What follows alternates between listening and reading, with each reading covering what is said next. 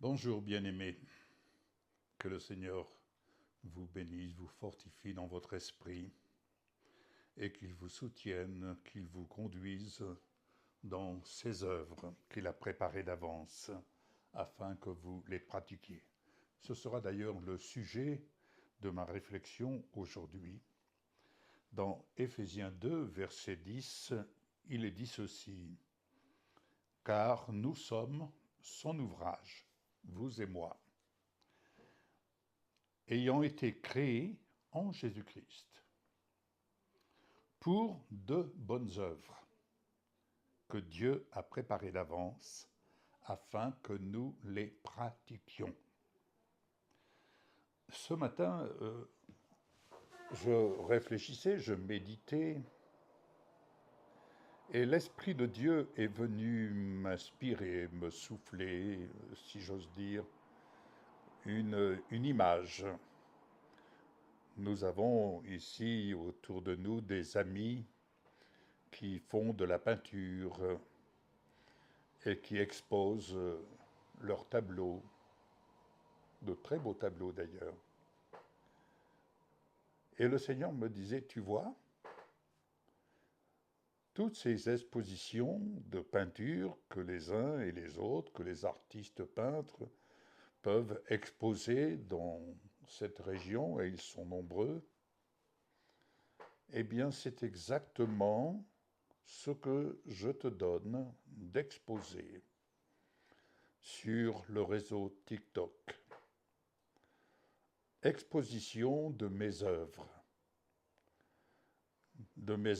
afin que chacun puisse visiter, méditer, en recevoir ce que je veux leur donner et ce que je viens leur donner depuis mon ciel de gloire, depuis la salle du trône, où je règne et où vous êtes assis en moi, parce que vous avez été créés pour de bonnes œuvres qui sont nées de la foi, c'est-à-dire des œuvres qui sont nées en haut afin que vous les pratiquiez en bas sur la terre. Alors, vous voyez, nous sommes destinés à vivre en Jésus-Christ en mettant en pratique, en mettant en action des œuvres qui sont nées de la foi venant de ce que nous entendons de la parole, et en pratiquant ainsi ces œuvres, nous ne faisons qu'exposer ce que le Seigneur désire exposer au travers de ce que nous sommes en tant qu'instruments de Dieu. Dans l'épître de Jacques, nous pouvons lire au chapitre 2, à partir du verset 20. « Veux-tu savoir, ô homme vain, que la foi sans les œuvres est inutile ?» C'est-à-dire, on peut dire « j'ai foi ». Mais qu'est-ce qui démontre que tu as la foi? Et qu'est-ce qui démontre que ta foi, elle est vivante? Eh bien, ce sont les œuvres qui en découlent. Ces œuvres qui naissent de la foi venant de la parole, la foi est le moyen par lequel nous manifestons les œuvres que Dieu a préparées d'avance. Ainsi, verset 21, « Abraham, notre Père, ne fut-il pas justifié par les œuvres lorsqu'il offrit son fils Isaac sur l'autel ?» Mais qui lui a demandé d'offrir son fils sur l'autel? N'est-ce pas l'Éternel? Il l'a mis à l'épreuve et Abraham a obéi. Il avait la crainte de Dieu, il a obéi et il croyait en la résurrection de son fils. Ainsi, lorsqu'Isaac a été placé sur l'autel Et au moment où Abraham allait sacrifier son fils, l'ange est venu retenir le bras d'Abraham, lui disant, maintenant, je sais que tu crains Dieu. Et il y avait là la provision de Dieu, c'est-à-dire le bélier. Voyez-vous, ce que Dieu nous demande d'entreprendre, de poser comme acte, et comme je l'ai souligné dans la précédente émission, les actes de foi que Dieu nous invite à poser, c'est afin de démontrer ces œuvres qui naissent d'en haut et dans lesquelles il nous amène à être participants. Prenez l'exemple, je prends cet exemple, vous pouvez en prendre tant d'autres, cette veuve qui est venue au temple parmi les riches. Et Jésus dira, mais regardez, il dira à ses disciples, regardez, ces riches n'ont fait que donner de leur superflu. Mais regardez cette femme, elle a donné plus qu'eux. En ce sens, elle a donné cette petite pièce, c'était tout ce qui lui restait pour vivre. Ça, c'est l'œuvre de la foi qui démontre une pleine confiance dans la grâce et l'amour du Père.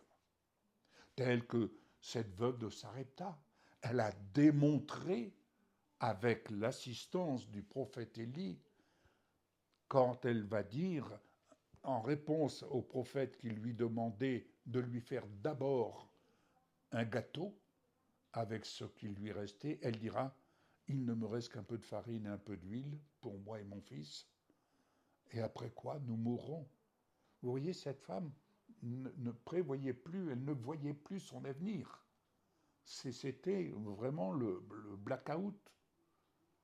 Eh bien, ici, c'est ce qui a démontré, puisque dans cette période de famine, pour cette femme, Dieu est venu manifester son œuvre qui a commencé par un acte de foi lorsque, inspiré de Dieu, le prophète dira à cette femme, « Fais-moi d'abord ». Et c'est ainsi qu'elle a obéi et elle a fait. Et la farine et l'huile n'ont point manqué dans sa maison pour elle et son fils, mais également pour le prophète. Ils ont vécu l'abondance de Dieu au milieu même de la famine.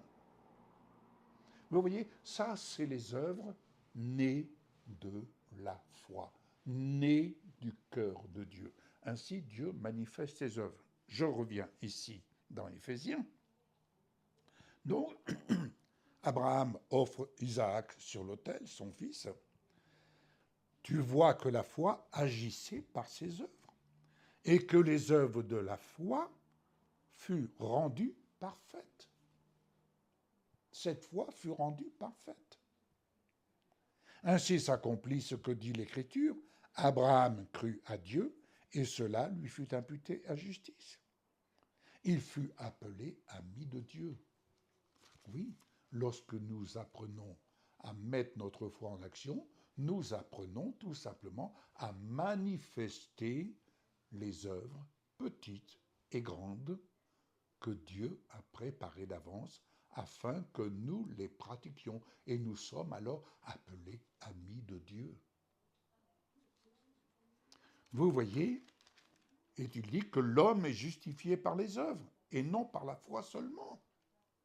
Rahab, la prostituée, vous entendez, ne fut-elle pas également justifiée par les œuvres lorsqu'elle reçut les messagers et qu'elle les fit partir par un autre chemin?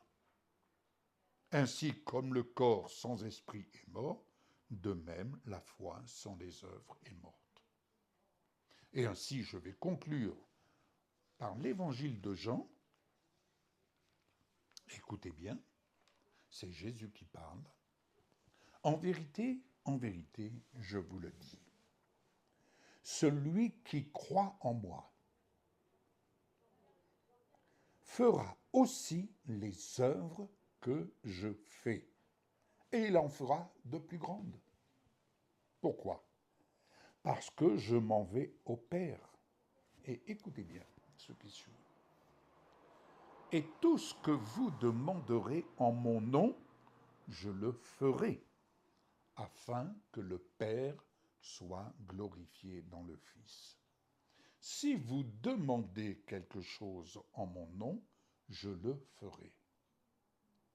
Bien-aimés, ne reconnaissez-vous pas ici, je ne sais pas pour vous, mais je reconnais combien de fois n'avons-nous pas fait usage de cette prière, de cette parole, pour dire Seigneur, j'ai tel et tel besoin, je te le demande au nom de Jésus et je crois que tu le fais.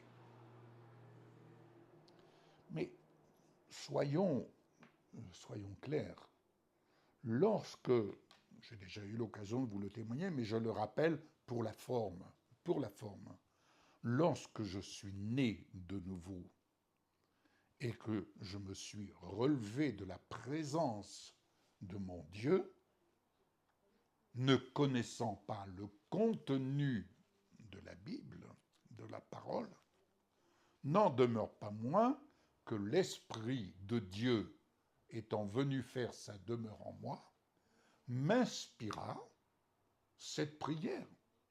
Seigneur, donne-moi du travail pour que je puisse soutenir ce jeune serviteur qui, lui, a le message. Moi, je n'ai pas encore le message, mais que je puisse soutenir, de par mon travail, ce serviteur qui, lui, sait parler, afin qu'il porte le message à ceux qui sont dans les sépulcres blanchis. C'était cette prière, dès le départ. Et dans les 3 jours qui ont suivi, par miracle, j'avais un travail. Et c'est pourquoi je dis, dès lors que j'ai eu ce travail, inutile de vous dire que dans mon esprit, pour moi, quoi que vous pensiez, quoi que vous puissiez croire, mais pour moi, j'étais missionnaire avec le Seigneur et avec ce serviteur. Et je travaillais dans le but de soutenir ce serviteur. Au-delà de nos besoins personnels, c'était ma priorité. Je travaillais dans le but de manifester les œuvres que Dieu avait préparées d'avance. En l'occurrence, je faisais équipe avec ce jeune pasteur pour le soutenir, être à ses côtés, être derrière lui, le suivre et en quelque sorte lui dire « Ne te soucie pas, je suis là, fais ce que tu as à faire, je fais ma part ». Autrement dit, j'étais le porteur d'armes. Et vous savez, dans l'exercice du ministère, nous avons besoin de porteurs d'armes. J'ai besoin de porteurs d'armes pour pouvoir faire ce que le Seigneur me demande de faire, mais surtout en vue de faire face ce à quoi chacun d'entre nous on fait face. Il faut avoir l'humilité de se poser la question et de poser la question au Seigneur, quel est le besoin dans lequel tu désires m'utiliser? Fais avec moi ce que tu veux. Avez-vous déjà fait cette prière? Vous êtes bénis sur le réseau TikTok? Alléluia. Soyez bénis de la part du Père. Mais posez la question, Père. Père, je suis béni, mais je voudrais être moi aussi en bénédiction pour les autres. Merci pour ce que tu m'invites à faire. Et ici, il est dit, ce que vous demandez en mon nom, je le ferai. Que demandez-vous? Que demandons-nous? Est-ce que nous demandons au Seigneur qu'il nous utilise comme il veut pour manifester ses œuvres? Je vous laisse avec cette question. Je vous renvoie, comme un bien-aimé nous disait souvent, vous avez un problème? Eh bien, allez donc au pied de la croix et demandez au Seigneur, il va vous parler, il va vous montrer. Je vous le dis en ce jour, bien-aimés, si vous avez écouté, si vous avez parcouru le tableau précédent du jour, de cette journée, Eh bien, allez exprimer votre foi et demandez à la fin, Seigneur, qu'as-tu préparé afin que je le pratique? Et que tes œuvres soient ainsi, des œuvres de foi, soient ainsi mises en lumière pour éclairer ceux qui sont dans les ténèbres, pour éclairer les âmes qui sont égarées. C'est là le but, le salut des âmes. Vous êtes bénis, gloire à Dieu. Je m'en réjouis. Mais n'oubliez pas, le Seigneur désire faire de vous un instrument de bénédiction. Le voulez-vous? La réponse vous appartient, la décision vous appartient. Que le Seigneur vous bénisse. À très bientôt. Au revoir.